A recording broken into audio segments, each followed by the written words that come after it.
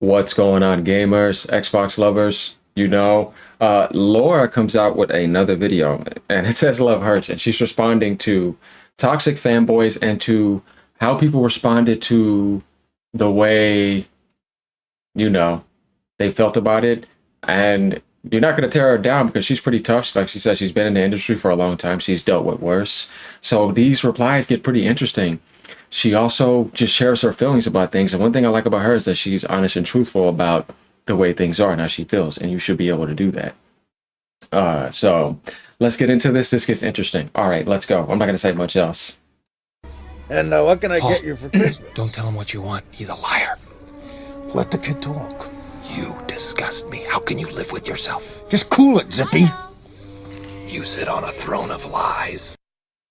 I've noticed a disturbing trend the last few years regarding feedback.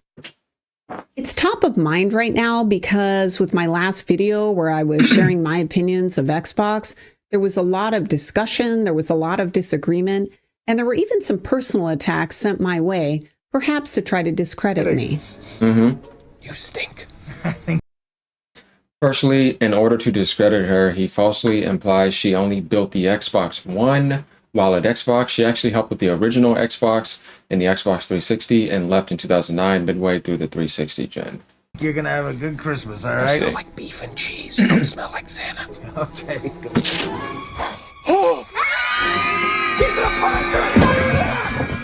First, it's really nice that people were concerned about me. Thank you. But don't worry, it's cool. It's the internet. I've been online since the mid-'80s, and I've been flamed by the best of them. It takes a lot to faze me. I loved hearing your experiences with Xbox, your concerns about the future, and even your disagreement with some of the things I had to say. I don't delete your comments because I think feedback is a gift, and I don't buy into this idea that's been floating around about criticism being a bad thing, and that somehow if you criticize a game or a console, that you dislike it. And to be clear, Oh, she's stronger than a lot of these beta males online today. Love the Xbox. I love the team that made the Xbox. I love the gamers that played the games. I loved all of the game developers who helped make it successful. I will always have a soft spot for Microsoft and Xbox. I can understand, that I've been with Xbox since the original OG days too, though I've been gaming since NES. But I've been there on all the consoles and seen how they've all been, you know what I mean? I didn't miss a single Xbox generation. So yeah, I find it weird that some people actually, I'm like, and some of these people haven't even been there since day one. These are people that just recently came along too, or people in the Xbox One. I'm like, dude, I've been there since day one. I've seen the beginning all the way to right now, you know what I mean? Along with a lot of other people. So yeah, you never see me like beat down the Xbox brand. No, I was more about attacking the Microsoft Corporation and their anti-consumer behavior. I'm critical of the current state because I want them to do better. I want them to be successful. Exactly.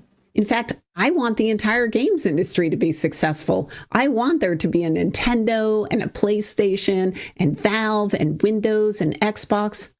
I want the entire games industry to thrive.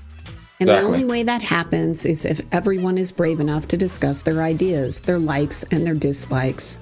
She's looking at the bigger picture when she says she wants all of them to thrive, because that's a lot of creativity, exclusives, and a lot of different, different demographics in the sense of maybe genres and the way developers just make games on those platforms. Just having that diversity is nice because in the long term, as I told people before, they can eventually become available elsewhere. Whereas if you didn't have any of that, that innovation and creativity is just not there, competing with each other in multiple different dimensions differently. You know what I mean? You're over here competing, you're over here competing, you're over here competing, over here competing. That breeds more creativity, and it's better that way. Not everybody being the same, doing the same thing, and somebody just sitting around taking all the games, and they don't make any games. No. No, thank you. To respectfully disagree, to share their point of view. And it's hard because in some of these companies, it's not encouraged. As Thomas Sowell once said, when you want to help people, you tell them the truth. When you want to help yourself, you tell them what they want to hear. Isn't that funny? Yeah, I mean, think about content creators. Think about me and other people. Bet you'll notice a difference is that I tell you the truth. They don't. Now, some of them do, of course, but I think you know what I mean. A lot of them can. Let's not start with Dreamcast guy, okay? That's pretty funny. But this right here is what I'm saying. It's like I'm just telling the truth, how I feel. You know what I mean? Because the truth is like you being honest about how you feel, regardless of what you think about it. It's the truth. It's not about your feelings. It's about, is it honest and truthful? You know what I mean? And that's what it's about. So see this right here? When you want to help people. So what does that say? Oh yeah, I've been here. I've been here to help. If it was about myself, then I do something else. You know what I mean? For personally, only for me. Hell, there's a lot of other ways I can explain that, but there's no need. Let's continue. When you're in a team that doesn't want to hear criticism, it can be very difficult. It's easier to be a seal on the sidelines, clapping at every stupid idea an executive or game director floats out. It's much harder to risk your position and potentially your job to tell them that they need a course correction. And our games are labors of love, and that just makes it harder. It makes it much harder to see them clearly. My friend Itagaki used to refer to all of his games like children. He was so passionate about his game, and my Japanese was so poor that it took me a bit to understand that he was referring to his game and not his actual child. So when I saw all of this passion and disagreement, that's how Nintendo looks at their games. They said that they're their children, and you know they created them. You're not going to just abuse them and do whatever you want with them. They're going to protect them. And I respect that because that's a sense of love. You care about your property. It's not just somebody else's, you know what I mean? B word. I'm not going to do this in any thing I react to there, but it's interesting because when you see people that do that with their own IPs, you realize they have the highest quality and then they have the highest sales for a reason. Life in general respects that energy. You're not going to just come in here and abuse. I'm going to fight and protect what I created. I don't care what you think. You know what I mean? And I respect that. Life respects that. Trust me. But if you're just putting it all over the place, yeah, look at the quality. It falls down. You see what I mean? Not the same developers, all of that. You got to understand why these principles are in place and why that's good for gaming and why you get those products that you love and support because they care. Yeah, the people are going to give you that's what I said, the people that only care about profit cannot give you the best games. No, the people that care about games the most and love it the most are going to give you the best products. Like Awada said, on his card, you know, corporate, right? In his mind, developer, and then in his heart, he's actually a gamer. And the results produced out of that are always very good. Regarding my opinions about Xbox, it didn't upset me. I got excited. I was thrilled because it meant people still cared about Xbox. Yes. They care about what happens, and that's good for Xbox. It means it's not too late. They can still recover. You see what she said? They care to actually say, hey, dude, because of all this, it's not going to get better. Not, oh, glaze. Just be positive. Glaze. Then you're blind. You can't help anything because you're not looking to criticize so they can work on something. They're not God. They have so many flaws and so many things need to be fixed. So you have to call that out, right? And then when they mess up, you have to get on them. Just like a coach gets on a player in the sports and he gets rough, right? But then the people that are too soft can't handle that. They disappear. Well, it's not for them then. You know what I mean? They can go off in some fantasy world.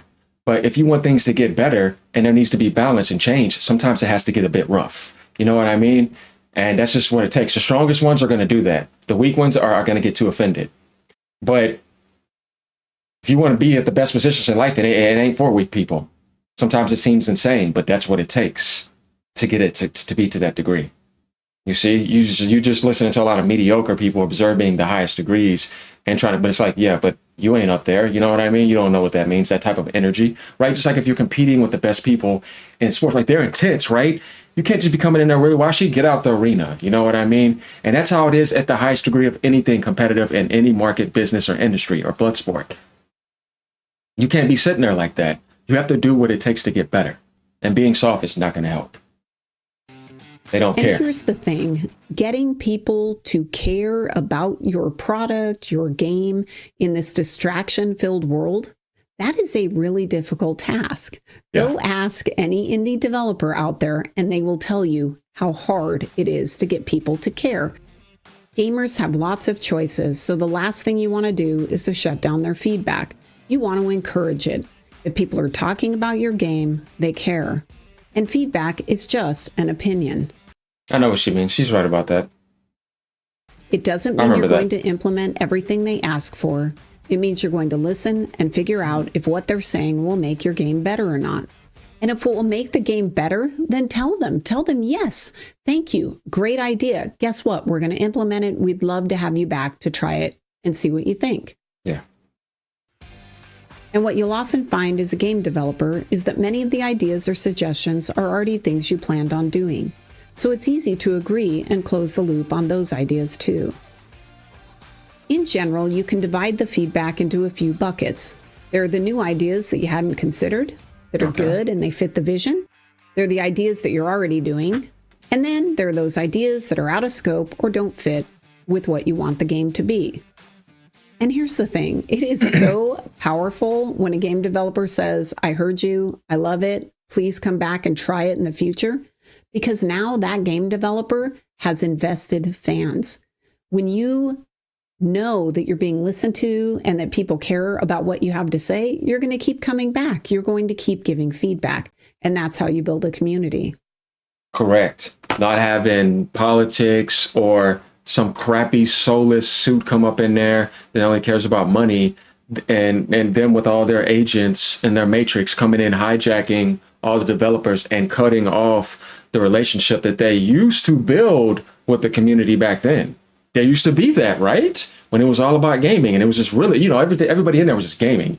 And that's all the way up to like 2007, 8, you know what I mean? And as you start to get closer to that PS4 or whatever era, that's where it started to enter big time. And then you saw the leeches come in and all that, people from Hollywood, because they saw now it's a profitable industry. Now they want to get in, but yeah, they wanted to mock it before, you know what I mean? So yeah, I mean, that's something important to think about. My name is Johan Pilestedt. For 1.5 years, you've been fighting the enemies of democracy. And one of the requests that you've always had is for us to send more dudes. And the best way for us to be able to do that is to bring another platform into the fight. Helldivers 2 is coming to Xbox. And this, of course... So hearing all of this feedback is important even when it's difficult. Every bit of my success in my career was built entirely on listening to the feedback from my team and acting on it. Yeah. It's that simple, because the people who are doing the work, the coders, the artists, the musicians, they know what's wrong, and if you can surface it and fix it, you can make the game and the team better.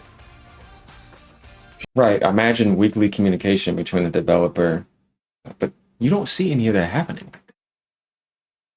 It's almost like it's anti-social now with that type of stuff. And there's some that reply, you know what I mean? But what she's saying is like, it should be something that's easily accessible too. It's something that they should have worked to want to have there.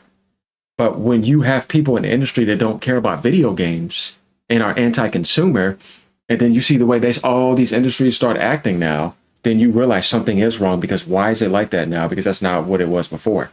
There's a change behind the scenes. There's different things and different, I'd say, positions in the world that decided to now enter the gaming world, principalities. You see what I mean? And they don't give a damn about gaming.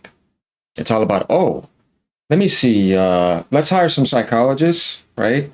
We're going to think of a way to add microtransactions into gaming. Yeah, we can make you guys more, we can make more money. Not make you guys more money, I don't know. We're gonna get it to where we change the minds of the developers to, instead of focusing on making a really good video game and have good relationships with the community, we're going to focus on ways to exploit the brain and make more money off of you. We've now turned it into a psychological gambling addiction. And that's your development is based around that. Instead of, this game is so good, everybody was selling at the same number, just like everybody was on an even sub, instead of this free-to-play garbage ruining the game, and everybody was on an even scale, and you stayed there because it was that good. You kept on giving me good development to earn something out of. Not buy, sit around, meme, jest, you know what I mean? You're making a jest out of the soul of gaming, and they don't see it. And it's terrible. And then people don't support games when they're staying on that type of stuff, but they're over supporting that. And it's not that good. And they should be exploring more and supporting more indie and all that other stuff, but they don't do that. Because this garbage is flooded in the industry. And I'm telling you, it's not good. And I've been telling people it's been bad for the longest. When you were allowed to spend thousands of dollars on one video game, that's when it all went insane to me, because I was like, this is insane. I can't believe this. And when I seen the gacha games, I was like, oh my God, on top of this, it's over. What the hell? Like that's when I realized we got to fight for gaming now, because this is insane. And when you have too many casuals and just mid-minded people that are in gaming just over supporting that stuff, and somebody that's been there since regular NES days, it's really annoying, you know? So, I mean, yeah, you know, I find my way to get balanced with it, but, you know, trust me, I understand how she feels, and a lot of other people, and anybody that's intelligent is seeing it. And if you care, there's no way you can sit there and just be okay about it, because you realize in the long term what it's really going to do and what you're not going to have. Team leaders need to be listening and sorting through what the team is saying and what the fans are saying, Let the truth and speak. applying it to making the team and the game better. And the truth is that sometimes people aren't the best at giving feedback. That's why it's so difficult. What offends one person doesn't offend another. Which is why you need the influencers to use their influence for the right way for these type of means. She's Sometimes doing a good people's job. communication styles can be a little too direct. Sometimes people get passionate and almost borderline angry when they're talking about something they care about. It's just tough. But as a producer, I admit it. I know myself. You know what I mean? And I know I can get prideful and all that. Hey, but you know, I you know, it's still love at the end of the day. You know what I mean? So everybody can know that I don't hate anyone. It's no. or leader of a team, that's your job. You have to meet the team more than halfway. It's your job to be good at listening, even when the message is delivered with passion. Let me give you an example. Passion's important. When I was working on Gears of War 2, they moved my team over to this new building that had these barn doors on all of the offices. And the problem with them is you could hear every single conversation going on in an office. It was incredibly distracting. And the team affectionately ended up calling our area the dog kennels. One day I get a call from one of the leads at Epic, and he's pretty upset. So he's talking fast, and I told him, look, I'm going to put you on speaker so I can capture what you're trying to say. I type much faster than I write, and when I write things down, it's easier for me to remember them. So we're going back and forth. He's yelling about things that aren't working, and eventually, once he's gotten it all out, I summarized what I heard and told him I'd get back to him. At this point, I needed some water, so I hop up, open my barn door, and the hallway was full of people. It was full of really concerned people, including my boss. And I thought at first that something really terrible had happened, like someone had died. But it turned out that they were concerned about me. I told him, look, I understand he sounds really spicy, but that's just how he is when he gets passionate about a problem. And all of his feedback was valid. So don't worry, I'm good. You've got no. That's the thing. So if it works, and so people understand, you're going to be dealing with different people and different projects that have different elements of their insight. Some people are watery, some people are very calm and earthy, some people are very airy, you know what I mean? Some people are very fiery, you know what I mean? I'm a fiery being, everybody knows that, you know, and very animated. But you'll have those people that are in all those different elements just be expressive like that. And you'll notice, you'll go to different companies, they're all, and then in Japan, you know, they're very sunny. So they're like that automatically. And it's not wrong. No, it's just the different degrees of expression of creativity and how you want to express in communication. Life has so many different ways to communicate. That's good. And you have so many different variations of that. And you're like, yeah, that guy's a character. He's like this, he's like that. It's not wrong. It's how do you adapt and deal with it if you're used to a certain type of personality. You know what I mean? And I like the way that she responded to that, because she says, I'm good, because, you know, he's right. It's working. It's direct. The communication is actually good. He's just doing it in a passionate manner. And this person may do it in a watery manner. You know what I mean?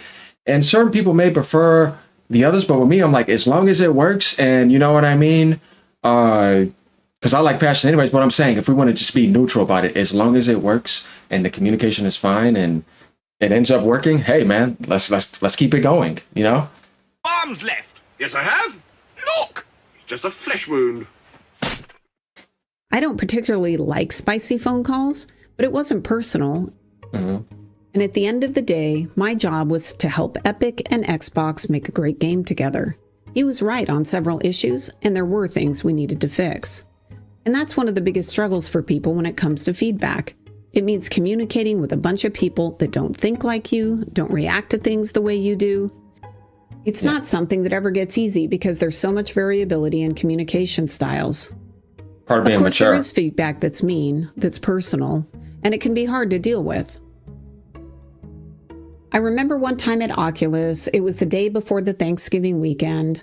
I had family coming into town, and I was really looking forward to just relaxing and eating a big turkey dinner. I was exhausted, but I was in a really good mood going into my last meeting with one of our researchers. Well, I get into the meeting, and I'm kind of in vacation brain mode, and he was mad. He was mad because he didn't agree with one of the decisions that had been made.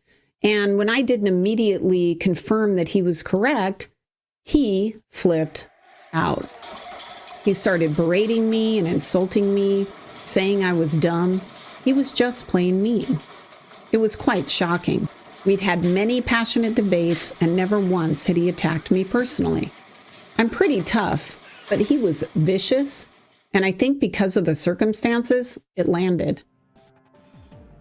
And I'll admit that I lost a lot of respect for him because I didn't realize until that attack that he was one of those people. The kind that melts down and flips tables if they don't get their way. Flipping a table That is pretty said, crazy. I didn't allow his meltdown to impact my ability to give feedback. The thing that's weird too about that, like, as angry as I've gotten in my life, I've never flipped a table. I've never thrown a controller or broke a controller. I may just get loud at the game or whatever, but yeah, flipping tables and all that, it doesn't make anything better. I guess they just go on a blackout. I've never, ever, ever done that. That type of stuff is, I don't know, definitely in like a workplace too. Like, you have to be more in control in the environment. So like, you're just at home doing what you want. You got to be even more professional in that aspect. Nor did I shut down his. I still wanted to hear what he had to say about the project. I just didn't want to hear any more what he thought about me. Your mother was a hamster, and your father smelt of elderberries. Yeah, she didn't do anything wrong to him. You know what I mean? She didn't do nothing terrible to him. She didn't stab him in the back or try to ruin his life or anything like that. She's a good person. Just wanted to give him a critical analysis, and yeah, he just lost it. So yeah, I would just say that yeah, he's being a lunatic for that. If that's the case, if that's really what happened, she seems like a pretty sincere, calm, collected person. Like, when I look at her, I can tell she's super, super, super, super calm, and not fiery at all. Is there someone else up there we could talk to?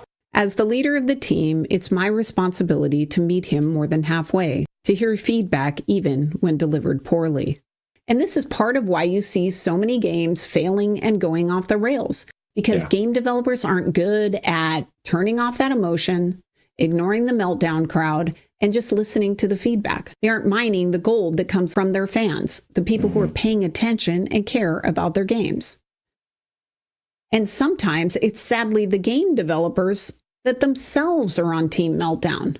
They're game developers that if you disagree with anything about their vision, they just don't listen to you anymore. And I understand it's hard. It's hard because Nice. I respect you for that. when you're making a game, it's your baby. It's funny. It's like I joke about this with the team. It's like, oh, we made a game with The Last of Us 2. We made certain creative decisions. I got us a lot of hate. A lot of people love it, but a lot of people hate that game. Who gives a shit? Exactly. But if you can't close that feedback loop to know what your gamers are wanting. No, I remember that. It's been a while because it's just reminding me, because I'm not going to even bring up anything, but that is just funny. You'll eventually fail. And the decisions that you make as a game maker or as the leader at Xbox have consequences. We saw this last week when Xbox laid off several team members and canceled game contracts with third parties. That led to additional layoffs at external studios like Romero Games. My heart goes out to the people that lost their jobs and to the people that still remain and are trying to sort through the challenging environment. Okay. So we got through this video. Let me know what you guys think about this. This was just something to talk about as a ongoing aspect about things. There's just so much content on the internet. I'm trying to keep it creative over here and build multiple algorithms, as I said before.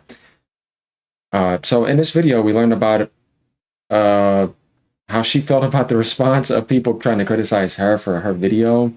about some of her history with Microsoft, about, you know, being honest with people, why developers can fall off the rails, what type of support they need, what you need to do. You know, it's interesting to think and see what one of the original founders of Xbox, you know, just seeing how they view things and how she was a part of an era that was actually successful, that had a winning aspect. So that's why I take her feedback serious, and she seems like a pretty fair person. So in that regard, it was a nice video. All right, let me know what y'all think about that. All right, y'all, peace out. Have a great day. Ponies. Later, y'all.